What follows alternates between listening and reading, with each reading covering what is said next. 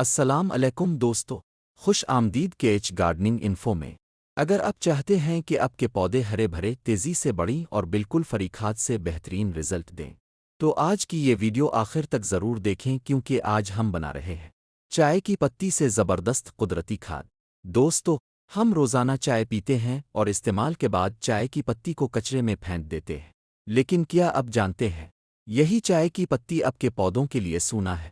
چائے کی پتی میں نائٹروجن، پوٹاشیم اور نامیاتی مادہ پایا جاتا ہے جو پودوں کی جڑوں کو مضبوط کرتا ہے اور پتے گھنے اور سبز بناتا ہے۔ طریقہ نمبر 1، مائع کھاد بنانے کا آسان طریقہ۔ سب سے پہلے استعمال شدہ چائے کی پتی لے لیں اور اسے اچھی طرح دھوپ میں خشک کر لیں۔ یاد رکھیں، گیلی پتی استعمال نہیں کرنی۔ اب 1 لیٹر پانی لیں، اس میں 1 چمچ خشک چائے کی پتی ڈال دیں اور اسے 8 سے 10 گھنٹے کے لیے چھوڑ۔ یہ پانی ہلکا براؤن ہو جائے گا، یہی اب کی طاقتور مائع کھاد ہے۔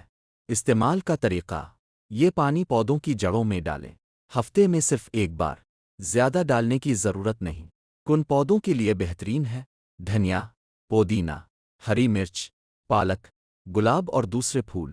صرف 7 دن میں آپ خود فرق دیکھیں گے، پتے زیادہ سبز اور بڑھوتری تیز ہو جائے گی۔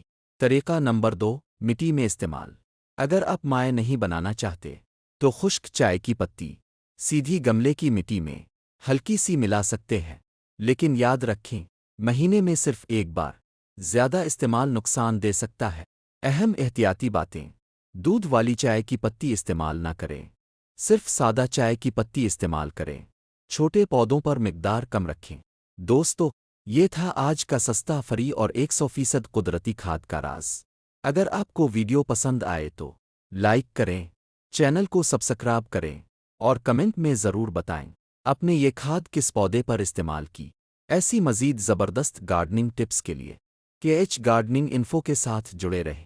یہ پانی ہلکا براؤن ہو جائے گا، یہی آپ کی طاقتور مائع کھاد ہے۔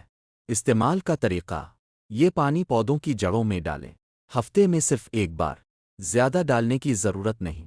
کن پودوں کے لیے بہترین ہے دھنیا، پودینہ، ہری مرچ، پالک، گلاب اور دوسرے پھول۔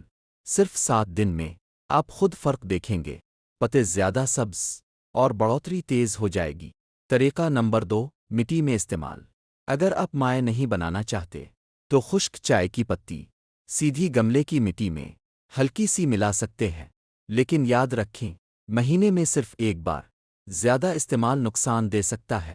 اہم احتیاطی باتیں، دودھ والی چائے کی پتی استعمال نہ کریں، صرف سادہ چائے کی پتی استعمال کریں۔ چھوٹے پودوں پر مقدار کم رکھیں۔ دوستو، یہ تھا آج کا سستا، فری اور 100% قدرتی کھاد کا راز۔